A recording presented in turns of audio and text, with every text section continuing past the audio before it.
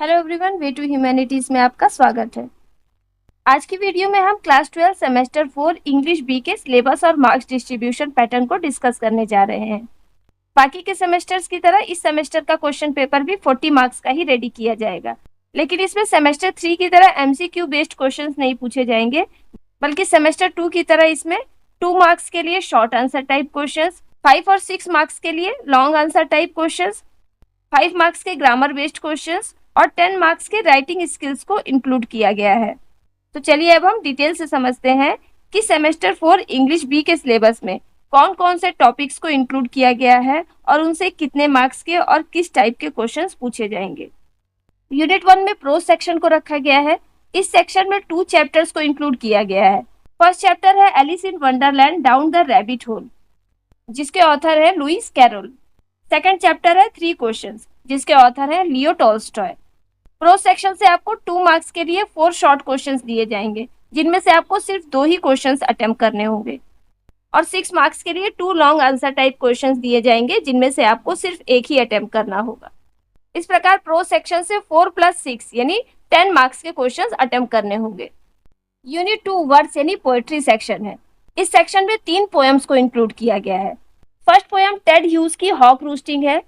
Second poem William Shakespeare की sonnet 73 that time of year है, और थर्ड पोएम कार्ल स्टेनिस की the greenhouse effect है। Poetry section से भी 2 मार्क्स के लिए 4 शॉर्ट आंसर टाइप क्वेश्चंस पूछे जाएंगे, जिनमें से आपको केवल 2 ही क्वेश्चंस के आंसर देने होंगे, और 6 मार्क्स के लिए 3 लॉन्ग आंसर टाइप क्वेश्चंस पूछे जाएंगे, जिनमें से आपको सिर्फ एक ही क्वेश्चन का आंसर देना होगा। तो इस तरह से पोएट्री सेक्शन से भी 4 + 6 यानी 10 मार्क्स के क्वेश्चंस अटेम्प्ट करने होंगे। यूनिट 3 ड्रामा सेक्शन है, जिसमें जेएम सिंच के प्ले राइडर्स टू द सी को इंक्लूड किया गया है। ये प्ले आप सेमेस्टर 3 में ऑलरेडी पढ़ चुके हैं, लेकिन सेमेस्टर 3 में इस प्ले से मल्टीपल चॉइस क्वेश्चंस पूछे गए थे, पर सेमेस्टर 4 में इससे 5 मार्क्स के लिए 2 लॉन्ग आंसर टाइप क्वेश्चंस पूछे जाएंगे, और आपको किसी एक क्वेश्चन का आंसर देना होगा। तो इस सेक्शन से 5 मार्क्स के लिए क्वेश्चंस पूछे जाएंगे। यूनिट 4 में नॉन टेक्सुअल ग्रामर पोर्शन है, जिसमें joining and splitting of sentences, change the narration and correction of errors को इंक्लूड किया गया है। इस सेक्शन से भी 5 मार्क्स के लिए ही क्वेश्चंस पूछे जाएंगे। और लास्ट सेक्शन यानी यूनिट 5 में 10 मार्क्स के लिए राइटिंग स्किल्स को इंक्लूड किया गया है। इस सेक्शन में ऐसे राइटिंग को इंक्लूड किया गया है जिसके लिए 10 मार्क्स फिक्स किए गए हैं।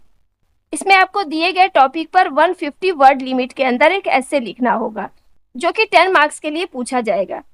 लेकिन अगर आप ऐसे राइटिंग अटेम्प्ट नहीं करना चाहते हैं, तो इसके बदले में आपको ईमेल और ब्लॉग राइटिंग दोनों ही अटेम्प्ट करने होंगे। इनकी वर्ड लिमिट 75 वर्ड्स की होगी। इन दोनों के लिए ही 5 मार्क्स फिक्स किए गए हैं। तो अगर आप ऐसे राइटिंग चूज करते हैं तो आपको एक ही राइटिंग स्किल करनी होगी, लेकिन अगर आप इसे स्किप करना चाहते हैं तो आपको 5 मार्क्स की 2 राइटिंग स्किल्स, ईमेल और ब्लॉग राइटिंग अटेम्प्ट करनी होगी। तो इस तरह से सेमेस्टर 4 में प्रोज सेक्शन से 10 मार्क्स, पोएट्री सेक्शन से 10 मार्क्स, ड्रामा सेक्शन से 5 मार्क्स, नॉन टेक्सुअल ग्रामर से 5 मार्क्स और राइटिंग स्किल से 10 मार्क्स के लिए क्वेश्चंस पूछे जाएंगे, और आपका 40 मार्क्स का क्वेश्चन पेपर तैयार होगा। उम्मीद करती हूँ कि इस वीडियो के जरिए आप इंग्लिश बी सेमेस्टर 4 के सिलेबस और मार्क्स डिस्ट्रीब्यूशन पैटर्न को अच्छी तरह से समझ गए होंगे। वीडियो पसंद आई हो तो इसे लाइक कीजिएगा, और इससे रिलेटेड अगर कोई भी डाउट हो तो कमेंट बॉक्स में मुझे कमेंट कीजिएगा। जल्दी मिलते हैं सेमेस्टर 4 में नए चैप्टर्स के साथ।